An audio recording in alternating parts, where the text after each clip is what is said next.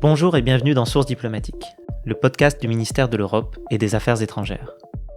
Dans ce podcast, nous vous proposons une plongée au cœur de la diplomatie française, à la découverte des positions de la France, des négociations en cours ou passées, et de la grande variété d'enjeux internationaux qui occupent chaque jour les 14 000 agents de ce ministère à travers le monde.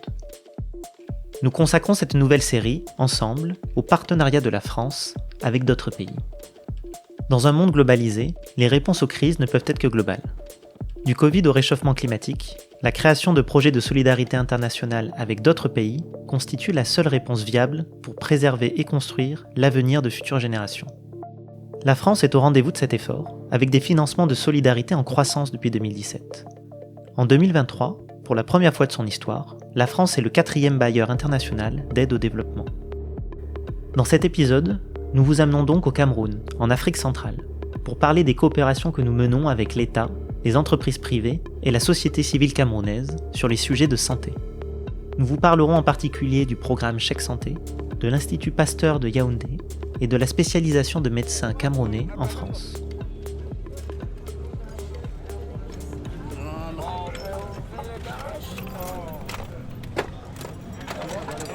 Je réside au Cameroun, à Yaoundé, particulièrement à la Brique. C'est l'Afrique en miniature. C'est un pays rassembleur. Même si tu es guinéen, que tu sois brésilien ou nigérien ou français, peu importe, nous vous accueillons tous dans notre pays. C'est ça qui nous rend forts. En face du Palais des Sports, sur la colline qui surplombe le quartier, se trouve l'Institut Pasteur de Yaoundé.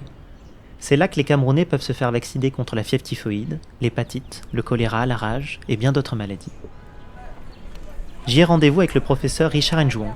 Il a fait sa thèse à l'Université de Toulouse, en France, grâce au soutien de l'ambassade, et dirige aujourd'hui le service virologie de l'établissement. Bonjour. Tous ceux qui prennent le label Pasteur doivent mener les missions, n'est-ce pas, pasteuriennes. Nous sommes différents des autres laboratoires, parce que les autres laboratoires ne feront que la prise en charge des malades que le clinicien envoie pour faire des analyses médicales. Nous, en plus de cette analyse médicale, nous avons de la recherche, de l'activité de santé publique pour la surveillance des maladies. Et enfin, nous avons une activité de formation pour être technicien supérieur de laboratoire.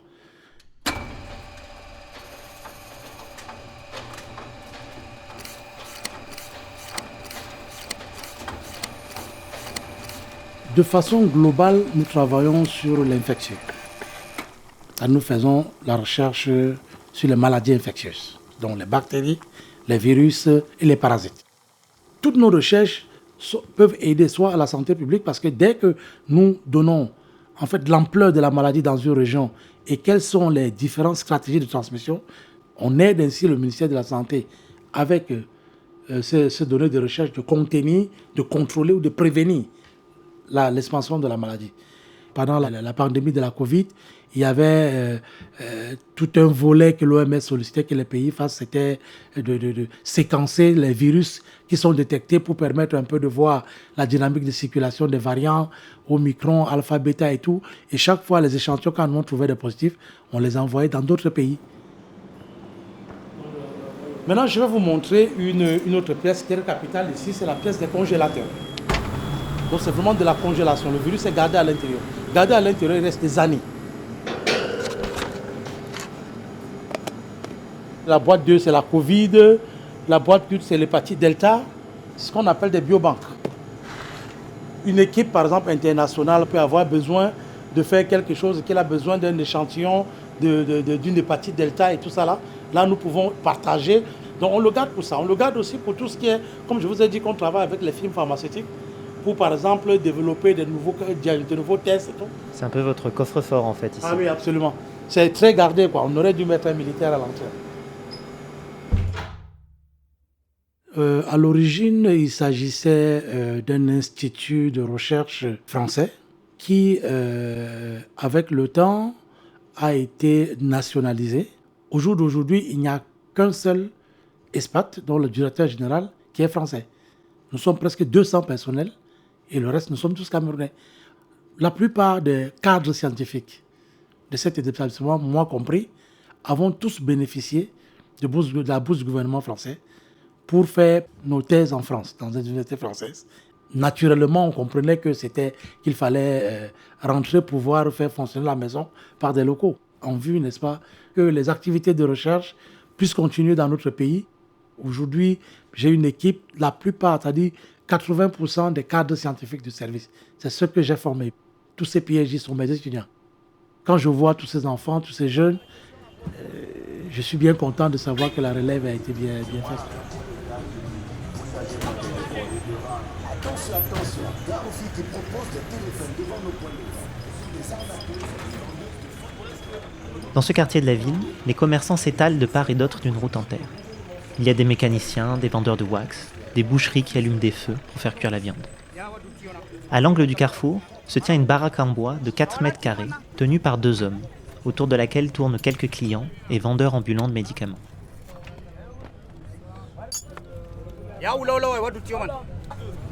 Ici, on vend un peu de tout. On peut dire que c'est une petite pharmacie. Quand une personne a peut-être mal de tête, ça, c'est pour d'abord calmer en attendant de trouver les moyens pour partir à l'hôpital. Et vous connaissez le centre Pasteur? Vous envoyez des gens des fois là-bas? Oui, le centre Pasteur, j'ai déjà envoyé beaucoup de personnes aller là-bas faire des examens. Le centre Pasteur est plus fiable. C'est plus fiable. C'est un centre connu par beaucoup de Camerounais. Parfois, c'est quand le docteur envoie et prescrit des examens et avec son cachet, il insiste qu'il faut que le patient parte au centre Pasteur, il va partir. Bon, ici, là, généralement, quand moi je parle, les gens vont toujours prendre ça à la légère. On se dit, oh, donne-moi d'abord ce qu'il y a, je vais aller prendre avant de voir. Vous voyez un peu. Donc, c'est un peu ça. C'est un peu ça. Il y a certains gens qui vont venir. Ouais, mon frère, vraiment, je n'ai pas. S'il te plaît, je n'ai pas l'argent pour partir faire un pansement à l'hôpital. S'il te plaît, fais-moi un pansement. Tu me donnes les antibiotiques nécessaires, les anti-inflammatoires, tout. Au Cameroun, le financement de la santé, il repose plus sur le ménage. Donc, du coup, vous avez une bonne tranche de la population qui, faute de moyens, n'accède pas au système de santé. La personne au bout du fil, c'est Christelle Tapou. Elle est chargée de mission secteurs sociaux à l'AFD, l'Agence française de développement de Yaoundé. L'AFD est une banque qui finance des projets de solidarité par le biais de prêts ou de dons. Elle est un opérateur du ministère de l'Europe et des Affaires étrangères et soutient des initiatives sur le climat, la paix, l'éducation, l'agriculture, dans plus de la moitié des pays du monde. Dans la perspective qui était celle de l'AFD, de s'attaquer au problème qu'est la mortalité maternelle et infantile au Cameroun, l'AFD a voulu s'intéresser à un levier qui est le financement de la santé, voir comment est-ce qu'on pouvait rendre accessibles les soins en levant les barrières financières. Par manque d'hôpitaux et par manque de moyens, beaucoup de femmes des régions rurales accouchent chez elles, sans médecin et dans des conditions d'hygiène précaires qui accentuent les risques de décès chez les nouveau-nés. C'est pourquoi l'AFD et les autorités camerounaises ont créé le programme Chèque Santé. Pour chaque chèque santé vendu, ou alors pour chaque chèque santé acquis par le ménage, l'AFD et son partenaire à l'origine qui était la KfW, même si aujourd'hui l'AFD finance seul, mettait 54 000 francs de subvention qui permettent de couvrir l'ensemble des soins dont la femme enceinte aura besoin pour le suivi de sa grossesse, son accouchement et le suivi post-accouchement jusqu'au 42e jour. 54 000, voilà, ça correspond à 82 €. Le ménage, il met 6 000 francs pour acquérir un chèque santé. C'est un peu moins de 10 €.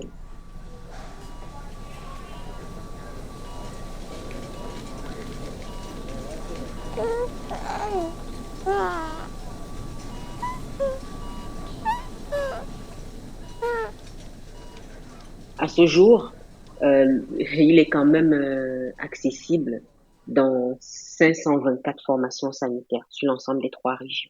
Et la plupart de ces formations sanitaires ont demandé à intégrer le programme.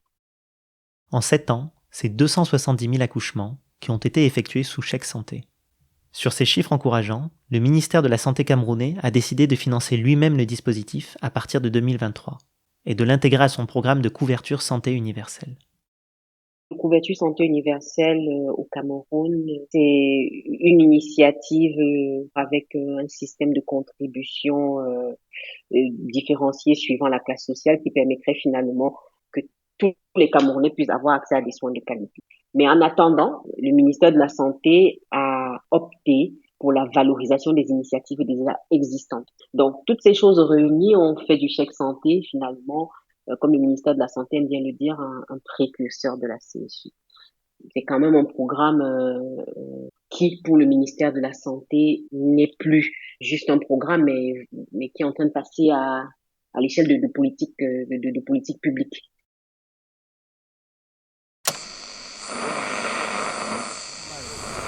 Vous avez les douleurs d'estomac.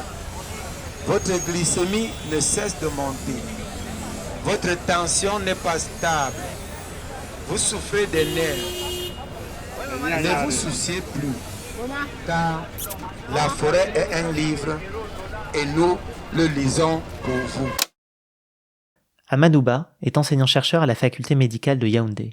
Il a profité de bourses et de programmes universitaires pour se spécialiser dans le traitement de maladies du cœur en France. De retour au Cameroun, il a passé le concours de maître de conférences agrégé de cardiologie avec le soutien de l'AFD pour pouvoir former dans son pays des médecins spécialistes de santé. La volonté ou la motivation d'aller poursuivre des études en France, c'est effectivement de pouvoir bénéficier de l'apport du plateau technique, de l'expertise et des enseignants français pour nous permettre d'avoir une formation la plus complète possible, la plus à jour possible et la plus compétente possible afin de pouvoir faire un feedback en faisant bénéficier de cette expertise aux populations africaines. Et il faut dire à ce niveau que tous nos encadreurs français étaient hyper motivés parce qu'ils savaient que nous avions la volonté de retourner en Afrique et d'implémenter, de mettre en pratique toutes ces connaissances et toutes ces compétences acquises au bénéfice de nos populations dans un pays en voie de développement. On est actuellement au Cameroun en train de former des cardiologues sur place et ils n'ont plus besoin fondamentalement de s'expatrier pour être diplômés de cardiologie générale. Il faut dire que notre volonté était extrêmement forte de contribuer à notre manière au renforcement du système de notre pays par la mise à disposition d'une ressource humaine qualifiée dont le pays en avait tellement besoin et dont il a actuellement tellement besoin aussi, notamment dans le domaine qui est le nôtre, c'est-à-dire la prise en charge des maladies non transmissibles qui sont en croissance exponentielle, notamment des maladies cardiovasculaires.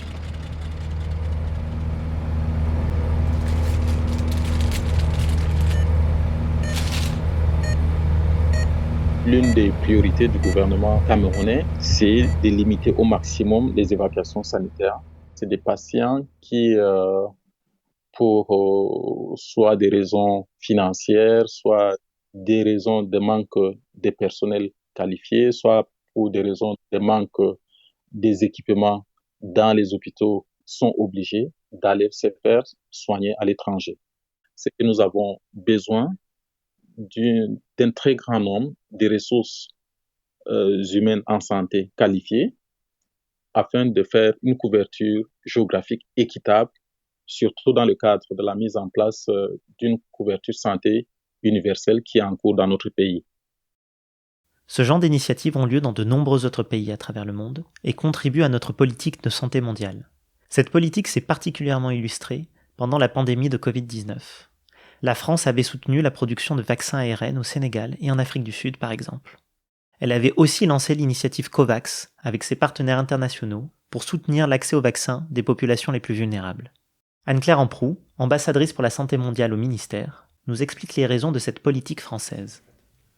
Alors, la santé n'a pas de frontières. Et donc, la santé a toujours été une priorité de l'action extérieure de la France, qui s'est distinguée très tôt par son engagement dans la lutte contre le VIH, la tuberculose et le paludisme, notamment à travers sa contribution au Fonds mondial. La France est le deuxième contributeur. Nous avons vu que la coordination et la coopération au niveau international est essentielle à la stabilité de toutes les régions Et la crise du Covid-19 a été un exemple criant en la matière. Les virus n'ont pas de frontières. La santé est un puissant levier de développement et de croissance. Lorsque les gens ont accès à des soins de santé abordables, ils contribuent à améliorer leur qualité de vie.